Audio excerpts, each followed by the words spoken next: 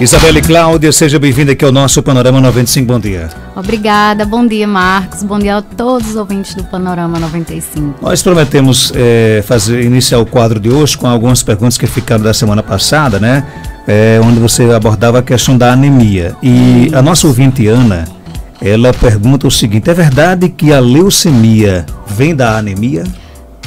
Ou a anemia vem da leucemia? Que a leucemia vem da anemia? Vem da anemia. Não. Isso é um mito, tá, gente? A anemia, ela não vai gerar de forma alguma a leucemia. O que é que acontece? Que as pessoas, às vezes, acham que a anemia pode gerar uma leucemia.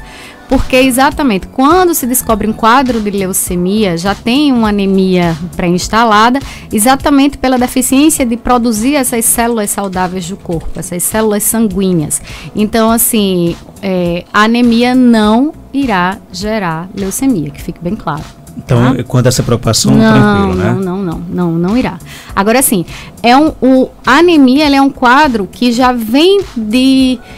É uma causa, né? A causa de algum problema, seja a insuficiência de ingestão de ferro, seja uma perda de sangue que deve ser investigada, pessoas com gastrite, com úlcera, que tem perda sanguínea no estômago, elas vão desenvolver uma anemia se isso perdurar por muito tempo.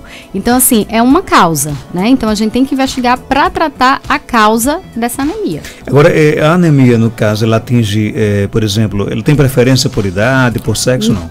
Na verdade, tem pessoas que têm uma necessidade aumentada. Crianças, principalmente nessa parte na época da introdução alimentar, Marcos, porque elas vão ter, seu estoque de ferro acaba, vai diminuir mais a amamentação e aí elas começam a introduzir alimentos. Então, elas têm uma necessidade também aumentada nessa fase. Mulheres, por causa das suas perdas mensais pela menstruação. Gestantes, que elas tenham um aumento do volume sanguíneo, então elas vão ter também uma necessidade aumentada, e adolescentes, tá? Então, assim, naturalmente, esses grupos, eles têm uma necessidade de ferro aumentada, tá? Eu conversei nos últimos dias com algumas pessoas que ouviram, por exemplo, a sua participação, e disse, doutora Isabel falou sobre anemia, e interessante que eu conheço uma pessoa que teve anemia e depois ficou com fraqueza nas pernas. Existe alguma relação? Com certeza. Marcos, a hemoglobina, ela é responsável por levar esse oxigênio para todos os órgãos, tá? Para todas as partes do corpo. Então, se a gente não tem hemoglobina... Isabelle, mas o que é hemoglobina? É uma moléculazinha que carrega o ferro, né? O ferro está nela e eles ajudam a levar o oxigênio para todas as partes do corpo. Então, se não tem esse composto, então... ocorre a deficiência também de carregar esse oxigênio para todas as partes do corpo. Então, faz o quê? Fraqueza, a falta de energia nas pernas, como as pessoas relatam, né? Sonolência, dificuldade até de pensamentos, porque falta o oxigênio para exercer essas funções. Mas aí os nossos avós, por exemplo, ensinavam o seguinte: quando você estiver com fraqueza nas pernas, você coma, né? Porque você vai ficar forte. Saco vazio não fica em pé, aí né? A pergunta exatamente. Realmente a alimentação, por exemplo, ajuda você a ficar fortalecido, proveniente da anemia? Com certeza. Uma das causas da anemia é exatamente essa falta, né, de ferro na alimentação. Muitas pessoas, hoje em dia, a gente vive num terrorismo nutricional absurdo. Eu vou até entrar na questão das comidas juninas, né? Vamos fazer uma pamonha fit, uma canjica diet. Gente, tem grupos específicos que usam, né? Precisam usar, tirar o açúcar do alimento, mas isso é um terrorismo, né? Essa época junina é um período muito curto. Não precisa a gente estar com tanto terrorismo em cima da alimentação, né? O milho também é uma fonte de ferro, né? Então, assim, tem pessoas que não comem. Agora sim, claro, eu sempre costumo dizer, a diferença entre o remédio e o veneno é a dose que a gente come, né? Então, assim, você passar o mês de junho inteiro comendo comida junina, né? Comidas de milho, tudo, aí é o problema. Agora, sim, você colocar isso numa noite de São João, numa noite de São Pedro, eu não vejo problema algum. Exceto para pacientes que têm necessidades especiais, como diabético, né? E aí a gente tem que regular realmente. Mas as deficiências de ferro, voltando, elas vêm decorrentes da alimentação. Então quer dizer que o milho... Uma das causas, tá? Quer dizer que o milho é bom? Ele é uma fonte vegetal, como eu falei no programa anterior. O milho oriundo de uma fonte vegetal, ele não é tão facilmente absorvido. Então ele precisa de uma ajudinha da vitamina C, né, de frutas cítricas, por exemplo, para poder ser absorvido. E que o estômago esteja lá funcionando direitinho, porque ele precisa de um meio ácido. Então, pessoas que tomam medicamento para diminuir a acidez do estômago, né, aqueles antiácidos, eles já vão diminuir também essa absorção do ferro. De origem vegetal. Eu acho que o ouvinte aqui desse quadro está aprendendo que a alimentação ela é boa, agora às vezes o que atrapalha é a mistura. Com certeza, tem que existir um equilíbrio. O milho também é assim, por exemplo? Com certeza ontem muitas pessoas comeram canjica, comeram bolo, pé de moleque, né? Sim. O ideal é você comer o milho, ele, por exemplo, somente o milho puro ou às vezes a mistura prejudica? Olha, o milho, ele é riquíssimo em fibras, em nutrientes, é riquíssimo, né? Você pode estar comendo, por exemplo, uma espiga de milho como um lanche, ele é riquíssimo. O que eu quero dizer, Marcos, é que assim, para que não exista essa neurose de, eu não vou poder comer uma canjica porque ela leva muitos nutrientes. Uma vez você comendo isso, eu não vejo problema, entendeu? Agora que isso não seja uma constância. A diferença é essa, que não venha a ser uma constância. Você tem que ter realmente um equilíbrio na alimentação. Não vejo problema de na noite de São João, você reunir a família, você tá com os amigos e você está comendo, por exemplo, uma canjica, uma pamonha, né? Um milho. Agora que no outro dia você volte à sua normalidade, né? A sua rotina alimentar. Certo? Tem uma pergunta aqui do nosso WhatsApp, justamente sobre essa questão do milho. E as pamonhas que são vendidas em supermercados, a gente tem que ter cuidado com elas? Gente, como eu falo, todo tipo de alimento vendido, né, você tem que ter uma certa cautela. Você não sabe que horário isso foi feito, você não sabe como isso foi armazenado, como eu falei já nos outros programas, a questão do armazenamento e a conservação. Então, assim, claro que você tem realmente todo o alimento que você for comprar, você vai ter que ter cuidado para saber o armazenamento, a conservação daquele alimento. Quando é feito em casa, a gente já sabe, né? A gente já tem todo aquele cuidado. Então, qualquer alimento que você for comprar, você tem que ter cuidado. E algo, a gente já partiu para o lado do milho, né? E algo bem interessante que eu gosto de enfatizar, lembrando que o milho entra naquela historinha do alimento transgênico, né? A maior parte do milho comercializado no Brasil, ele é transgênico, né? Então, assim, ter sempre o cuidado de saber de onde vem esse milho, se ele vai ter muito agrotóxico, porque isso também é muito importante a gente sabendo, porque o milho é um dos alimentos, os derivados do milho é um dos alimentos que a gente mais consome, tá? Tem pergunta aqui no nosso WhatsApp, bom dia. Bom dia, Marcos Dantas. Eu queria que ela respondesse aí se com milho cozinhado, pipoca, qualquer tipo de milho, se engorda. Milho engorda? Olhe, mais uma vez, depende da quantidade que você consome, né? E quantas vezes você faz isso nas semanas, todos os dias. Então, na verdade, as pessoas perguntam muito em relação a um alimento. Milho engorda? Para dizer assim, o que é que está lhe engordando? Se a pessoa disser, eu como milho todo dia e engordo. Não, eu preciso saber o conjunto da alimentação dessa pessoa, né? Se você consome um milho em uma quantidade adequada, por exemplo, um copo de pipoca como um lanche, isso não vai lhe causar problema nenhum, tá? Uma espiga de milho no lanche da tarde não vai lhe causar problema nenhum. O problema é como você consome, se você consome em excesso e o seu dia como foi, né? Eu não vou dizer, o problema por você estar engordando é o milho. Não, eu não tenho como dizer isso porque eu preciso fazer um recordatório alimentar para saber. Mas assim, o milho, se consumido com cautela, ele não vai lhe engordar, não. Mas tá? Aproveitando aqui a pergunta aqui da nossa ouvinte, que pergunta sobre essa questão da pipoca. Quais são os benefícios da pipoca? Porque pipoca é um produto que a gente come quase todos os dias, né? Isso, ela é riquíssima em fibra. Riquíssima, a pipoca é riquíssima em fibra. E ele tem muitas vitaminas, né? Vitamina A, tem ferro, tem outros minerais. Então, assim, eles são riquíssimos em nutrientes. O milho, né? E quando você consome a pipoca, ela tá cheinha aí de fibras também para o nosso organismo, tá? É muito importante. Tem pessoas que já fazem a pipoca sem óleo, né? Que já é mais um benefício que você traz. Você está trazendo esse alimento sem a gordura, tá? Mas se você consumir de vez em quando, aquela pipoquinha que você faz com óleo, uma vez ou outra não vai ter problema, tá? Tem pergunta aqui, meu filho tem 17 anos e nos últimos dias está com aparência pálida e reclama de cansaço. Pode ser anemia? 17. Sim, claro. Agora a gente tem que fazer uma investigação geral, né? Existem outras patologias que ela traz esse cansaço, né? A gente pode ter um hipotiroidismo que traz esse cansaço. A gente pode ter outras patologias que trazem esse cansaço. Então, tem que se investigar e fazer um exame, né? Para confirmar ou não essa anemia. Mas a anemia, uma das questões realmente, né? É a palidez e esse cansaço frequente, tá? Um exame de ferritina 9,2, uma criança de 3 anos, é normal? Olha, a ferritina é o depósito de ferro, né? Então, assim, a gente tem que ter um depósito de ferro adequado. A ferritina também, ela pode estar, dependendo de um processo inflamatório, ela pode estar, assim, aumentada. Então, vai ser aquele falso negativo, né? Esse aí, para uma criança, sim, é um depósitozinho que está se construindo e dia após dia a gente vai aumentando esse depósito, tá?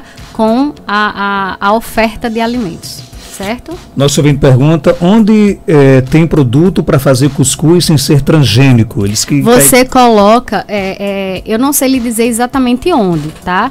Mas você procura através de embalagem, né? Todo produto transgênico, ele tem que ter aquele triângulozinho no rótulo do alimento, ele tem um triângulozinho com um T dentro. Então, aquilo informa que é um produto transgênico.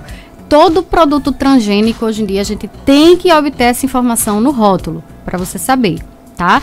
Então, assim, você vai procurando nos rótulos, aquele Tzinho.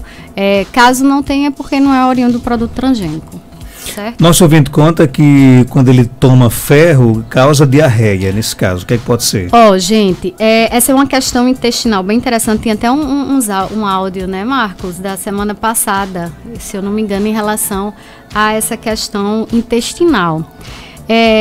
O ferro, existem algumas bactérias maléficas no intestino, quando o nosso intestino está em desbiose, ou seja, em desequilíbrio, né? Existem umas bactérias no nosso intestino que elas têm a tendência de metabolizar sulfato ferroso, né? O ferro na forma de sulfato, que é exatamente esses ferros prontos que a gente encontra nas farmácias. Então, esse metabolismo das bactérias por sulfato ferroso causa o quê? A não absorção desse ferro e também causa esses processos de diarreia. Tem pessoas que têm o intestino prende, né? Outras acontece essa diarreia, as fezes ficam extremamente escuras. É normal, quando suplementa-se com ferro, as fezes terem uma coloração mais escura. Mas quando elas se tornam bastante escuras, aí realmente a gente não está tendo uma absorção legal de ferro através dessa suplementação. Então, assim, uma das causas, né? É esse desequilíbrio intestinal, quando a gente deve ter as bactérias boas, alimentá-las com fibras da nossa alimentação. E quando a gente não tem isso, tem uma alimentação com excesso de farinhas, com excesso de carboidratos refinados, com excesso de açúcar, a gente tem esse desequilíbrio no nosso intestino, tendo prevalência das bactérias maléficas. O áudio que você se refere é esse aqui. Bom dia, Marcos Danta. Pergunta a doutora se... porque quando eu como folha verde, alface e banana e maçã, eu fico com muita gaze e não me sinto muito bem. Por quê? Pronto.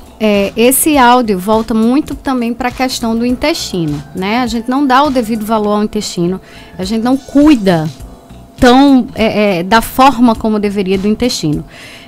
Quando a gente tem, mais uma vez, esse desequilíbrio intestinal, com mais bactérias ruins, com mais fungos, aí no caso dela, a gente pode pensar tanto na questão das bactérias, porque quando a gente consome carboidratos que não vão ser digeridos pelo nosso corpo, que são alguns tipos de fibras, nesse caso, os vegetais, né, os vegetais verdes, né, as verduras, a maçã e a banana, eles contêm fibras, e quando as fibras não digeríveis pelo nosso organismo, elas deveriam alimentar lá as bactérias boas, mas quando o nosso organismo tem um desequilíbrio intestinal e prevalece as bactérias ruins, elas vão metabolizar essas fibras, causando esse desconforto abdominal, gases, distensão, ou seja, você vê aquele abdômen bem elevado, por exemplo, no final do dia, tem uma distensão abdominal, né? Algumas pessoas têm até diarreia, outras ficam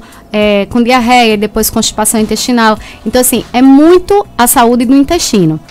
Tem também uma questão que é sobre uma síndrome que a gente chama de síndrome fúngica. Né? O que é isso, Isabelle? É quando no nosso intestino a gente tem uma maior quantidade de fungos maléficos, né? E esses fungos vêm de onde, Isabelle? Da nossa alimentação, muitas vezes. A gente vai e é acumulativo isso, né? Uma coisa que você tem hoje e amanhã não vai ter. Não, é cumulativo. Aquele pãozinho mofado que a gente não tirou o pedaço, né? Tira o pedaço e joga fora achando que não está o fungo. Vai existir esse fungo e ele vai se acumular no nosso intestino. E em muitos outros alimentos. E o que é que acontece? Tem muitos sintomas que a gente vê, candidíase de repetição e principalmente, né, essa metabolização das fibras. E quando, tem muita gente que diz assim, Isabelle, quando eu como maçã, não passe maçã para mim, porque quando eu como maçã, eu morro de fome. Aumenta a minha fome, fica um oco no estômago, né? Minha barriga fica roncando. Por quê? A maçã, ela tem uma substância que a gente chama de arabinose. É uma das frutas que mais tem essa substância. E quando o nosso intestino está com desequilíbrio, com grande quantidade desses fungos, eles vão metabolizar essa substância. E o que é que acontece? Ela produz outra substância que vai baixar a sua glicemia, né? Quando está... Isso não é bom, né? Isso poderia ser é algo para o diabetes. Não tem nada a ver uma coisa com a outra. Então, quanto mais se produz esse tipo de substância, vai baixar a glicemia e você vai ter mais fome quando come a maçã e tem essa síndrome fúngica, tá, gente? Deixando bem claro isso. Então, assim, quando você tem desequilíbrio, o que vai acontecer é isso. Tem também, são várias questões que a gente pode abordar aí, Marcos. Tem também a questão do intestino irritável, né? Uma síndrome do intestino irritável, que aí a gente tem que realmente orientar uma dieta com baixa dessas fibras, com baixa de alguns tipos de carboidratos, para evitar essa fermentação, né? E esses desconfortos que ela tem. O ouvinte quer saber, cuscuz engorda? Olha, é assim... O cuscuz, ele não tem uma quantidade muito elevada de carboidrato, dependendo da quantidade que você coma, né? Então, assim, muitas pessoas dizem, o cuscuz para diabético, né? Tem muitas questões envolvendo o cuscuz. Você pode sim consumir o cuscuz. Eu gosto de orientar para melhorar até a qualidade nutricional do cuscuz, você cozinhar o cuscuz juntamente com a aveia em flocos. Para cada 3 partes de flocão de milho, uma parte de aveia. E aí você hidrata normalmente e cozinha, tá? Que gostoso isso. Fica bom, Marcos. Não sente tanto gosto da aveia. Marcos já tá olhando com a cara assim. Mas isso é só para melhorar a qualidade mesmo nutricional do alimento. E sempre que consumir o cuscuz, você procurar colocar uma fonte de proteína, como um ovo, né? A clara do ovo, a carne, um frango, para melhorar, ou queijo. Assim, dá um equilíbrio na refeição do cuscuz. Tem mais pergunta aqui? Outra pergunta, Marcos Dantas. Qual é a diferença da feijoada todo dia para o feijão macaça todo dia? Como feijoada, ele quer saber qual a diferença da feijoada que é feita no mesmo dia, para que você guarda de um dia para o outro, feijoada. Não, a questão assim, não vai ter, assim, claro, tudo que a gente guarda perde nutrientes, né? A gente sabe que os nutrientes são perdidos pela luz, a maioria, né? Boa parte das vitaminas e alguns minerais são perdidos através da luz, do oxigênio, né? Em contato com esse ar, na verdade. Então, assim, quando você guarda, você já está expondo esse alimento a algumas perdas nutricionais, certo? Mas assim, hoje em dia, com a vida que a gente leva, nem todo mundo tem esse luxo de estar fazendo comida todo dia, se guarda, se congela, né? Então assim, existem umas perdas nutricionais, sim, tá? Mas não tem problema não, você armazenar. Bom dia, Isabelle, minha filha tem 3 anos, ama comer tomate todo dia no almoço. Isso faz mal todos os dias? Eu não vejo problema. Agora sim, o que é que acontece? Se ela não tiver nenhum problema, ácido úrico, nem algum outro problema específico, o que é que eu orientava? Você tentar mesclar um pouquinho e tentar introduzir novos alimentos, tá? Como você diz, ela é a única verdura que ela gosta. Então, assim, é você tentar mesclar com outros alimentos e trazer novos alimentos para ela provar, tá bom? Tem mais pergunta aqui, bom dia. Bom dia, Marcos. João de Assis, Serra Negra. Eu gostaria de saber, a nutricionista aí, se o queijo de coalho de manteiga engorda. Olha aí. O povo quer saber hoje o que é que engorda e o que não engorda. Ai, né? meu Deus. Um abraço para Serra Negra, já Grande chego Júnior. por aí. Gente, é o seguinte, a questão de queijo. O queijo de manteiga se engorda sim, é um queijo que tem um teor de gordura muito elevado, né? Isabelle, mas eu não posso comer nem um pedacinho? Chega de terrorismo, gente, um pedacinho, uma vez perdida, é aquela história, né? Agora, os pacientes não entendem muito quando a gente diz assim, uma fatia fina, né? Eles não entendem muito o que é uma fatia fina, né? Então, assim, eles sempre consomem em excesso. Mas o queijo de coalho é uma alternativa, é um produto nosso, né? Um produto bem regional, que a gente sempre gosta de estar utilizando. Ter o cuidado, mais uma vez, no teor de gordura. Tem alguns que vêm, né, já com esse teor de gordura diminuído. Então, assim, se consumir em excesso, não só vai aumentar o peso, como vai também trazer alguns malefícios para algumas dosagens nossas no nosso sangue, tá? Anemia, a nossa pergunta aqui, a anemia causa arritmia? Aí é uma questão bem diagnóstica. Tem alguns casos que você tem palpitação pela falta do oxigênio, tá?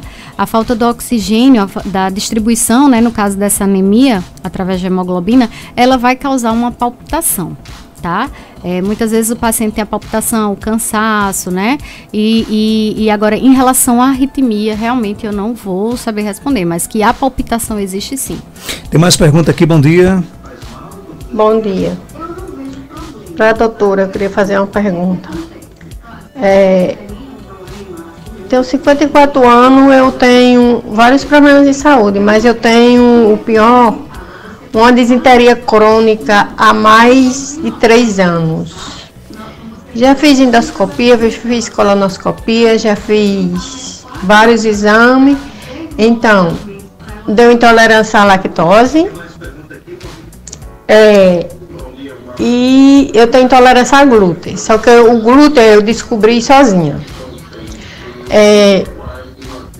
Fui para nutricionista e o médico passou, como poucas coisas por conta da disenteria, inclusive suco é uma delas que eu não posso tomar. Se eu tomar, é uma disenteria forte mesmo. Às vezes eu deixo de ir para um lugar porque com medo de me dar disenteria. Inclusive já cheguei até, como se diz, suja em casa, de algum lugar que eu fui até para a igreja.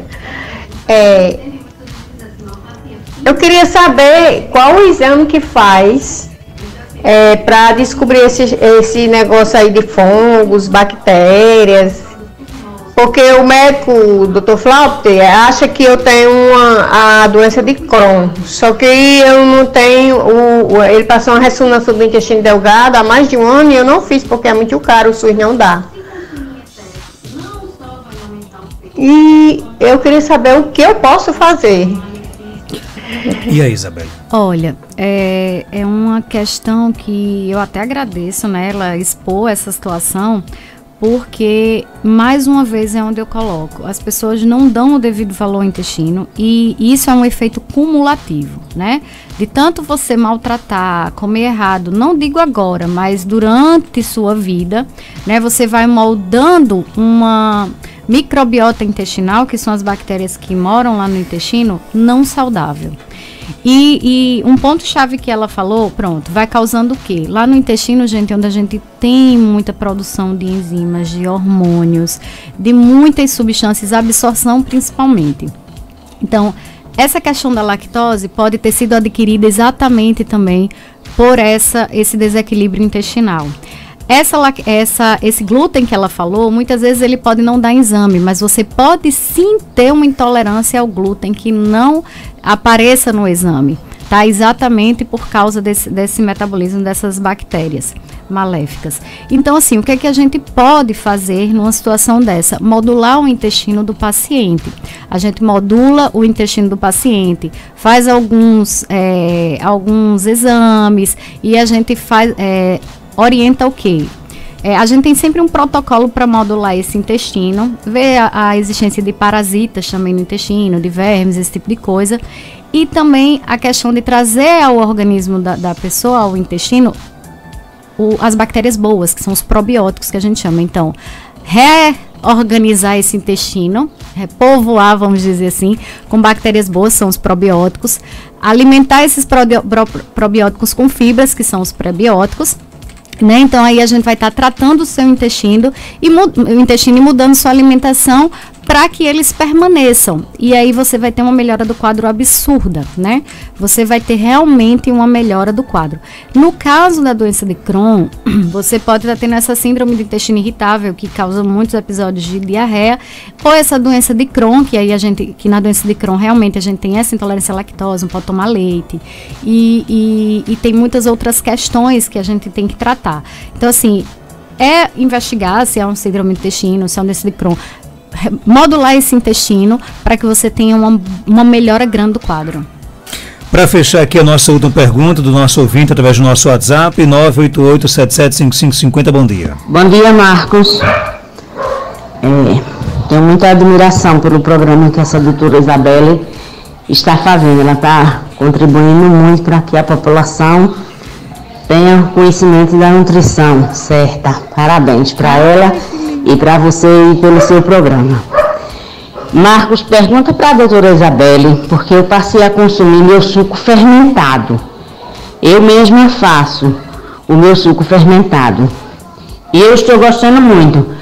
Pergunto para ela se tem algum valor que me ajude no problema do intestino, porque eu tenho o intestino constipado. Eu estou tentando mudar a alimentação e eu já senti alguma melhora. Muito obrigada e bom dia. Um abraço para você, Iraneide. Iraneide, obrigada pelas palavras. Eu fiquei muito emocionada aqui. Muito obrigada mesmo. E então, assim, hoje em dia usa muito até a germinação, né? Essa fermentação e a germinação. Muito se usa hoje alimentos germinados, germina o feijão, germina a ervilha para poder consumir. E essa fermentação, sim, ela vem a ser saudável. E outra coisa que você pode, no caso do intestino, né? Outra coisa que você pode estar fazendo é incluir na sua alimentação alimentos que venham a contribuir para manter esse intestino saudável, né? Como as fibras da aveia, das frutas, dos legumes, né? As castanhas, as sementes, eles são extremamente importantes para trazer um benefício em relação também à questão da constipação intestinal. Tá? E beber muito líquido é extremamente importante. Então, o que você está fazendo é bem indicado, né? E eu até parabenizo. É muito boa essa sua iniciativa, tá?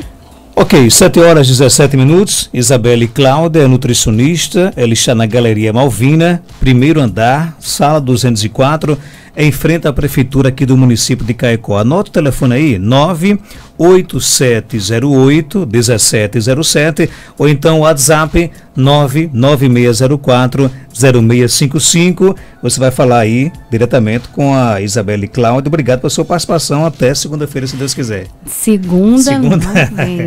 Vamos explicar. Segunda Vamos quem vem? explicar. Segunda eu escalei o meu esposo, Janildo Aranha, é dentista.